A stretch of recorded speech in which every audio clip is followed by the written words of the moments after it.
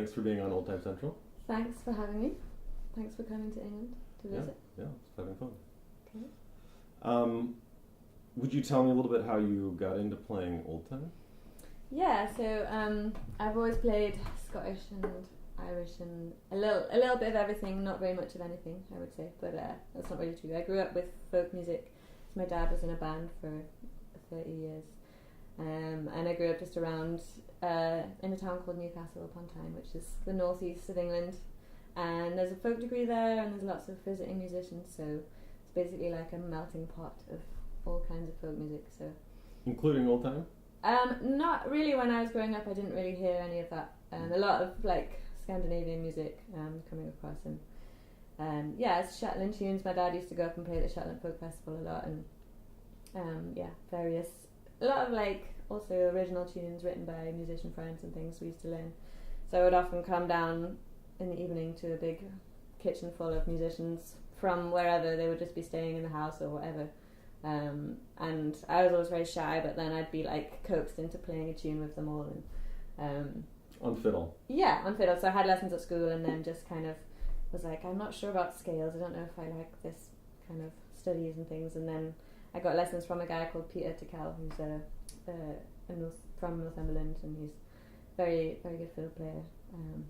Plays in a band with Sting these days, but he taught me just lots of like lovely folk tunes from that people had written or from around the area. And the Oldtime thing happened when my dad had been in this band, the Aldrich String Band, for 15 years or so, and then one of the members got killed in an accident, and they had to find a way to reinvent the band a little bit, and they looked for some other musicians to join, and a guy called Jock Tilsley and his partner Vera van Heringen, who's Dutch, they asked them. They thought they'd have the kind of comic element, which my dad's band was comedy and music fused together. So Jock started in the band, and he used to go over to America a lot, to Louisiana, hung out with Dirk Powell a lot and musicians down there, and plays a lot of Cajun music but also a lot of Oldtime. And he started coming to stay in the house to rehearse when I was about 16, so going through my teens, and I just kind of started to learn a few tunes from him, and I think he was a big influence on me then, and then I can't remember what the first, I think I maybe went to Soulfinger Summer School, and had Rachel Eddy as a teacher, who I love. She was a very amazing start to the inspiration as well. And then this was also back in your teens, or when? No, it probably was a little bit. I think I'd gone to university to London to study, and there's quite a few Oldtime musicians down there, so sure. People like Ed Hicks, and after I finished studying, I lived on a houseboat for a year with my friend Jess, who actually she kind of also encouraged the Oldtime shift, and she did a lot of flat-footing, and we'd go busking in London around Columbia Road Flower Market in Hackney, and I think that's when I really started playing more of the tunes. And we'd sing silly songs like, Take Me Back to West Virginia, and kind of, Greenback Dollar, and all the old kind of classics that I didn't really know any of the history of. I just knew it was fun music to dance to and to sing and kind of share with people. As much as the other music was too, I just think I found a groove in the kind of the mood of Oldtime. So I think this is different to the Scandinavian music and Irish and Scottish. There's a lot of links too, I think, but this is just in my feeling of the music. Right. I kind of found something different in it. What do you find that's different about it? What's? I think it's because obviously there are lots of similarities. It's easy to hear the similarities, but somehow there seems to be something also that's very different, and I'm sort of curious why. Yeah, people are drawn to the Oldtime thing. I know what you mean. I think I was drawn to. I always liked Scottish music a lot, and the Shetland tunes particularly, because they're quite drivey, and I feel like there's a drive in Oldtime, but it's also there's a kind of it's very smooth in terms of it keeps this momentum going throughout the tunes, and I think that a lot of the cross tuning as well for me just gives this kind of meditative state as well with it. It's kind of like a train that just keeps going. It's kind of, and I think maybe for me Irish is a little more lilty, and it has some obviously lots of similarities, but I just found the tunes and the kind of discordant chords occasionally, and the unusual crooked tunes as well, that element to things. I mean, I just kind of love that it's a little more meditative for me as a music, and the fact that it's all in that 4/time as well. Just you can kind of like keep it going with it all for hours and hours. Get lost in the trance.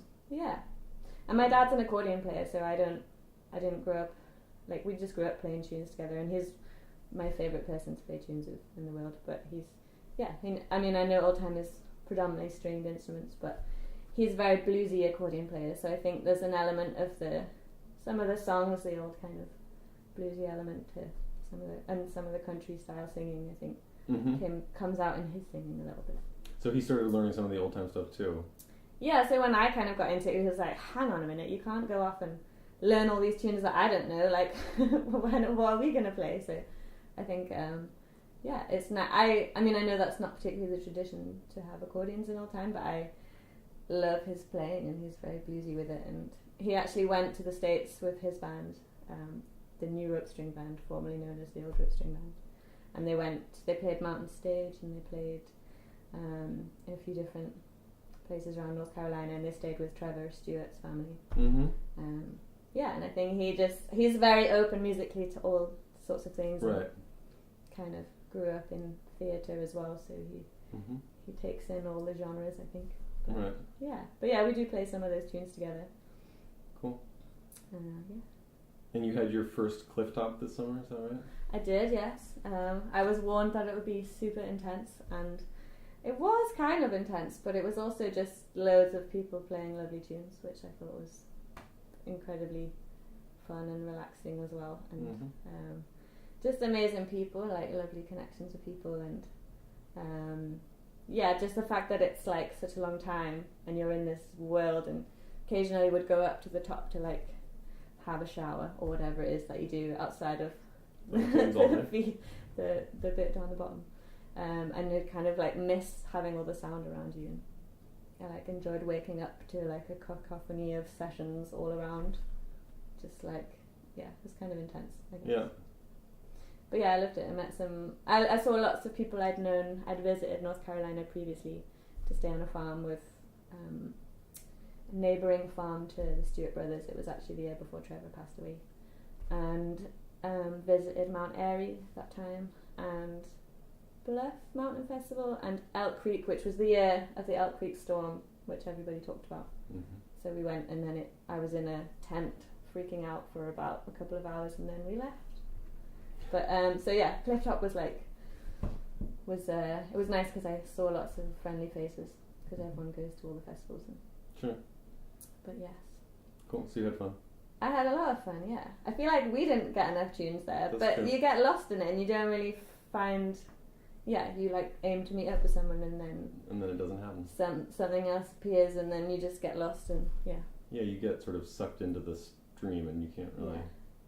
But no, I heard some amazing players. I really loved the Steam Machine album launch. That was really exciting, and played with the guy, Roy Pilgrim and Lyle Werner, some people that I had known a little bit. But it was nice to meet up with new faces and old faces. Right.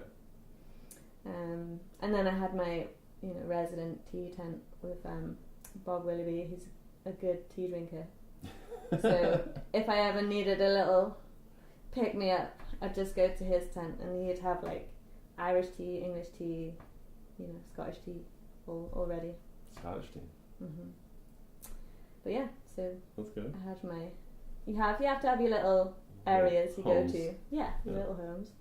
Okay. Yeah. Is there anything? What are you excited about musically right now for yourself? Well, I wrote some songs about 3 or 4 years ago. When after I'd had a kind of difficult period of time, and I kind of had to express something emotionally, and I wrote these songs, and I've done some gigs since then with this music, and kind of this summer was like I just wanted a little re-inspiration of new tunes and like new music. And the person's album I discovered this summer was Vivian Lever's new kind of country Oldtime album. Time is Everything, and I just like fell in love with it. And I was like driving across from Fiddle Tunes to Colorado. I listened to that album about 10 times, like on the drive, the sketchy drive on my own when my friend fell asleep. But yeah, I think the country element is something I'm not really. I've got a little bit into Cajun. I don't play any Cajun music, but I'd like to learn more. I've danced a lot of Cajun dances. I just feel like it's more of a mixing pot than. I think she inspired me because I just felt like she sings quite country style, but then she has Riley Calcagno as well, and they kind of merge into this lovely old-timey country blend. So it felt like a little bit freer to mix together things than... Yeah, I think so. And then I also just love like really like strong tune. Like I love AJ's playing and the Steam Machine album, which was really beautiful. I just kind of... Right. I just love it when it's like melodic and drivey and kind of... Right. Yeah. I mean, I also, it's all anecdotal, I guess, but I feel like there's a sense that some of the younger players are not so beholden to particular genre boundaries. That I don't know whether I'm guilty of invalid generalizations, but it sort of feels like the younger folk are just sort of doing whatever they want to. Yeah, I feel like, well, particularly where I'm from in Newcastle, there's like, because of the folk degree and because of all the influences from, Scotland and Ireland and kind of Scandinavia, it's like, I feel like there's a bit more freedom, maybe in the Northeast, but maybe in England in general, just like people are kind of blending styles quite a lot. And I know that the Oldtime thing is very much based in tradition and field recordings and things, but I kind of feel like the young generation, there's so much access to like much more, you can get hold of things much more easily and you can hear people playing that you wouldn't have heard. Right. And I think it's kind of really exciting because for me music is, if you like the sound of something, I think what I'm realising as well, particularly with singers, is when I hear a voice that's really individual and it's them singing and it's their style, I kind of really latch on to the emotion of it, and it's the same with fiddle players and any kind of instrument players. So I just feel like if they're blending some styles, it doesn't matter so long as it feels genuine in some kind of way or that's coming from them. And I just think it's great if young people are taking it on and being individual with it. And right. I mean, I definitely have, probably an English style or a Scottish style, or I don't know, I'm half Scottish, half English. I don't know what my style is, but a Rhona style. And I love the Oldtime music, so I feel a little bit like I don't know where I come into it. Right. But yeah. I also wonder whether there's an influence from having access to so many source recordings. Like I feel like there was a period of time when the number of source recordings that people had access to was relatively limited. Yeah. And so you wanted to. That was the number of available models was smaller. Yeah. Whereas now we have access to so many different, what we call source recordings in the community, that you go back and listen to how different they are. That is also kind of freeing in a sense that you're like, well, but back then they also did essentially whatever they wanted to. There's such wild differences in the source recordings, so, we can take inspiration from that. Definitely, and I think you need diversity. I think it's very important because otherwise there's no new life coming into things, and you need that kind of difference. I'm sure, I don't know, I have tried to go into field recordings more, and I'm guilty of listening to newer players and not necessarily delving. I love the old recordings too, but I just think you have to go with what makes you feel. To me, music is a very emotional thing for me. It's very connected to something quite internal, and I just think that like you have to kind of go with whatever grabs you. And I think I think it's also good to study what it's come from. So I do find if I go back to old recordings, sometimes I can really learn something new, and I love learning things, and I think that's what they can teach you, new things. And yeah, looking at some of the older styles, I definitely know what I like and what I prefer to other things, but I just think, it's kind of a gut instinct for me with music. It's like, I'm not very good at remembering which style is from whether it's like Kentucky or from, right. Minneapolis or whoever it is who's playing, but I just know what I like, and if there's a groove to it, then I think you just have to trust that if you like it, it's good. and I think, it's good to learn from players you like, but if that's also old field recordings or new players, I think, like you're saying, music's music and it should be enjoyed. Right. So I don't know the answer to No answer. Probably, but Okay. Should we find a tune we can play together? yeah. All right, great.